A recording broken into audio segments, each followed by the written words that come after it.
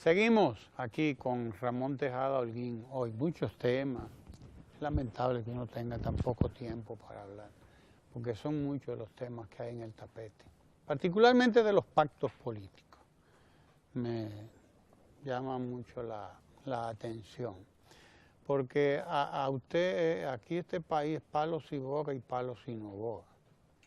El PLD hizo el llamado Pacto Patriótico en 96 y se lo tragaron aquí una serie de sectores que después, bueno, uno dice, pues, pero bueno, ¿dónde estaban, verdad, antes?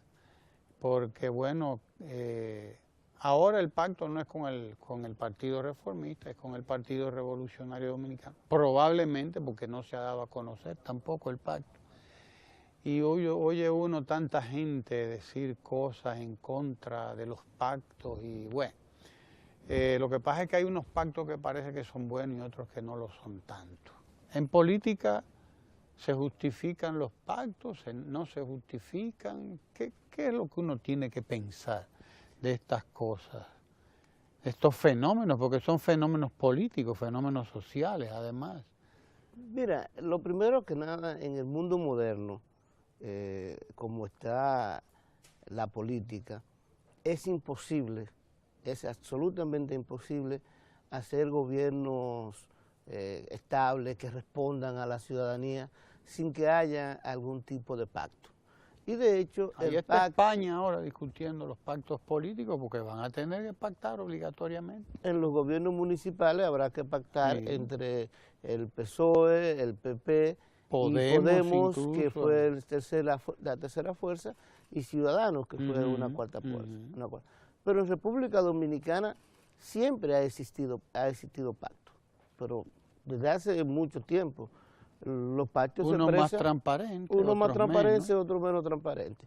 Y se expresan, por ejemplo, todas las coaliciones que llegan al gobierno, todos los partidos. Si tú ves las elecciones vamos a ponerte desde el 96 hasta acá, ningún partido ha ido solo a las elecciones, ninguno, todos han ido. Inclusive uno de los que más insistió en hacer pacto fue precisamente José Francisco Peña Gómez del PRD, que está celebrándose mucho por algunos de los que se oponen a los pactos. Es tanto así que si nosotros nos vamos a la historia y recordamos cuál fue el motivo principal, real y efectivo de la competencia dentro del PRD en los años 70, que motivó la fundación del PLD, fue precisamente la visión del PRD que tenía José Francisco Peña Gómez como policlasista, múltiple, plural, donde cabían todos los sectores sociales, que inclusive eso fue lo que determinó en el largo historial del PRD, que el PRD fuera un partido con tantas dificultades internas y con tanta tendencia, porque la visión de José Francisco Peña Gómez era para salir de Balaguer y de la época yo le digo una caricatura del Gran Hermano, del nivel de autoritarismo que existía en ese momento en la República Dominicana. Había que pactar con todo el mundo, había que hacer una especie de frente, pero no entendió la diferencia entre lo que es un frente, es decir, un pacto externo, y lo que es el partido como tal. Y construyó el partido mismo como si fuera un frente. Como un frente. Y por eso siempre se mantuvo desde esa época la existencia de la tendencia. Mientras que Juan Bosch era mucho menos propenso a los pactos. Y precisamente fundó el PLD como un partido de cuadro y un partido entendido como la vanguardia de la gente, que es el origen de ambas organizaciones. Y si te das cuenta, ambos se equivocaron y ambos tuvieron razón al mismo tiempo. ¿En qué sentido? En la vocación hacia el pacto era necesaria y es necesaria. Y cada vez, cuando la política se complejiza más, es cada vez más necesaria los pactos entre los diferentes sectores. En ese sentido, quizá uno podría decir, se equivocó el profesor Juan Bosch en la ruptura. Sin embargo, en donde se equivocó José Francisco Peña Gómez, y tenía razón el profesor, es que independiente de los pactos, para tú proteger la identidad partidaria, para tú proteger la visión que tú tienes y promover esa visión dentro de cualquier conglomerado mayor, tú necesitas un partido fuerte, con una gran identidad. un partido como el que fundó precisamente Juan Bosch, el partido de Cuadro, que eso, por eso también se ve un partido mucho más estable que el PRD después que lo dirige José Francisco Peña-Gómez y lleva a cabo esta política. Es decir, en el origen de ambas organizaciones está este elemento de los pactos. Pero además con la complejidad de la política moderna, con la complejidad de cómo se dan los fenómenos políticos en República Dominicana, los diversos intereses que hay que conciliar y que hay que establecer acuerdos estables para poder tener precisamente gobiernos estables y que respondan a la gente. Hay que pactar, hay que llegar a acuerdos con quienes representan de alguna manera a las personas. Así que en principio atacar un acuerdo por su existencia es como tú ir en contra de la globalización, es algo que son fuerzas que ya van hacia allá. Pero también hay que decirlo, muchas veces los acuerdos se atacan desde un litoral desde el cual se quería ese acuerdo para sí, para su organización y para su proyecto.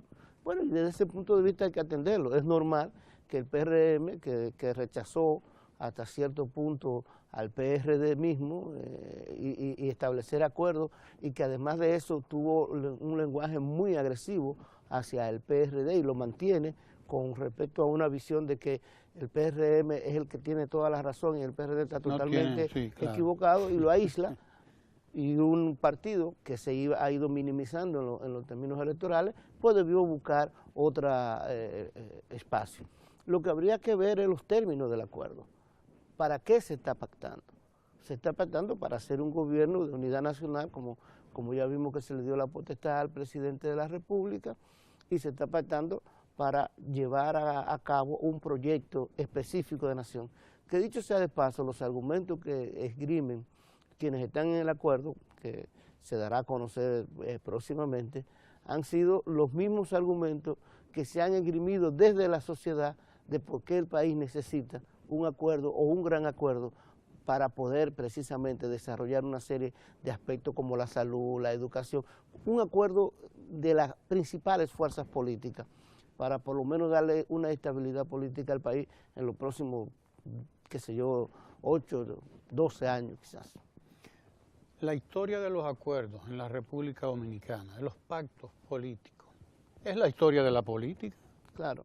Aquí en República Dominicana yo particularmente recuerdo los diferentes pactos, acuerdos que se han hecho a partir, por ejemplo, de el que propuso o el que se propuso en los 70, que es el Acuerdo por la Dignidad Nacional, que tuvo su contraparte en el Acuerdo de Santiago. Sí, por ejemplo. El Acuerdo de Santiago, ejemplo, ¿no? que hizo el PRD, que promovió cada uno con una visión política diferente.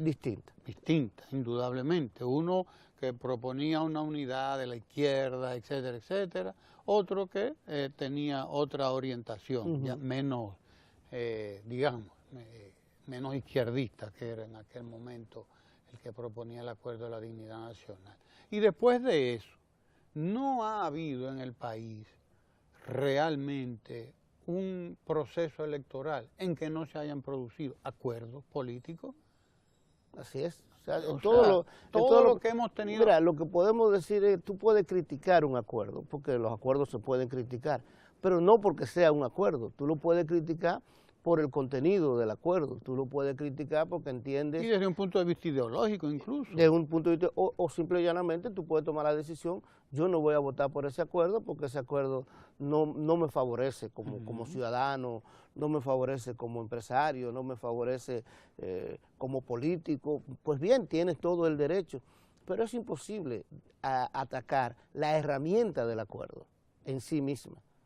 Y sobre todo atacar un acuerdo en el cual todavía tú no tienes todo lo de la... Exacto. ¿Cómo ocurrió con el pacto de reformista PRD para las elecciones del 2000, que fue un acuerdo que tampoco se dio mucho... Sí, lo que llaman la Alianza Rosada. Exacto, la Alianza Rosada, que dio origen al caso de los rábanos, como se les llamó, a los reformistas que apoyaron al PRD. Bueno, que al final terminó en un acuerdo electoral que redefinió desde luego. el mapa electoral. Y hemos venido de acuerdo en acuerdo y de frente en frente, indudablemente. Lo que sorprende es que algunas personas, políticos incluso, no se enteran como de que esa ha sido la historia y de que esa será la historia, además. No, lo que sorprende es lo siguiente, que quienes te satanizan el acuerdo, están tratando de hacer acuerdos. Otro acuerdo. O han sido incapaces de realizar grandes acuerdos. Si tú tienes, por ejemplo, gente que te dice que qué barbaridad, se han aliado, pero esa misma persona habían propuesto, e inclusive, para ponerte el caso, se criticó mucho el pacto patriótico, yo personalmente creo que con bastante razón por las circunstancias, el momento en que se realizó, y personas que en ese momento proponían más una alianza entre los sectores liberales, por ejemplo PRD, PLD, para poder ejecutar un tipo de gobierno distinto, ahora están satanizando este acuerdo. Pero era algo de lo que nosotros siempre habíamos hablado desde el polo liberal. Que haya una serie de dificultades, que los partidos no sean lo mismo, bueno, esa es la herramienta con la que se trabaja. Esos son los hechos concretos con los que se trabaja. Pero en lo inmediato, ¿cuál va a ser el resultado final de este pacto? Mira, una de las cosas que se ha estado posicionando algunos sectores es que en República Dominicana se acaba de restablecer la reelección. Y tú oyes reelección, y yo de repente digo, oye, estaremos confundidos. Resulta que ahora somos reeleccionistas, ¿y qué es lo que está pasando? Pero cuando analiza los hechos y los datos, en República Dominicana no se ha restablecido la reelección. En República Dominicana se ha vuelto a un sistema que era el que quería la ciudadanía, que era el que defendíamos desde la sociedad civil. Estaba establecida en la Constitución. Que era el que querían los empresarios, el sistema de 2 veces y nunca más. Un sistema que en el 2010 se cambió por diversas razones, para permitir que un presidente que ya no podía volver a ser presidente, pudiera volver a hacerlo.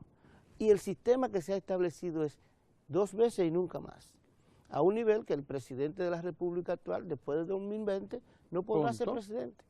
Y este sistema es un sistema que permite lo que en sociología se llama la circulación de las élites. Es decir, al establecer límites para el presidente, de que solamente pueda hacer 2 y nunca más, permite que haya mayor nivel de liderazgo, permite que haya una mayor cantidad de personas que se puedan preparar y puedan llegar a la presidencia de la República. ¿Cuántos presidentes nosotros hemos tenido en los últimos años? ¿Cuánto duró Balaguer? ¿Cuánto duró Leonel Fernández? Solamente pensemos en eso, 3 presidentes en los últimos años, así no se puede. Claro. Entonces lo que estamos hablando es la posibilidad de que efectivamente en República Dominicana se pueda hacer esa cantera de presidentes de la que se ha hablado. Ya no de un partido, sino de todos los partidos. Y además corregir un error que tiene la actual Constitución, que es la de que eterniza los liderazgos, claro, y eterniza la propia reelección, solo que con intermitencia. Claro, inclusive ese tipo de sistema es perverso porque permite la alternancia de 2 tipos de liderazgo fuertes dentro de cualquier país. Punto. Es decir, no es simplemente, es un sistema que es el peor de lo que se podría tener en nosotros. Porque además, la reelección consecutiva y nunca más, no solamente te permite la circulación de las élites, sino que convierte la elección de medio término es un verdadero plebiscito de saber si tú quieres que continúe o no continúe. Punto, es el pueblo el que lo debe decidir. Tú le puedes decir, cada 4 años, vamos a ver si la política que se ha llevado a cabo durante estos últimos 4 años valen para estos siguientes años. Si usted está de acuerdo, va a votar por el presidente. Vota y el presidente pues continúa. Y si no, lo quita y se pone otro. Pero ese presidente jamás podrá volver a hacerlo. Claro. Ese que nada más duró 4 años, en este caso. Y bueno, lo que se está tratando de establecer es precisamente un sistema más acorde con un sistema que permita y que estimule la construcción de liderazgos distintos y nuevos que engrase a los partidos políticos.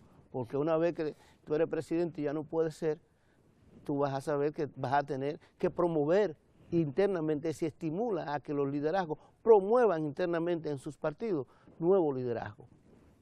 Gracias al tocayo Tejada Holguín y gracias a usted por seguir ahí, sobre todo para que continúe con Ecomundo, que viene ahí con el economista Lucas Vicens, no se vayan.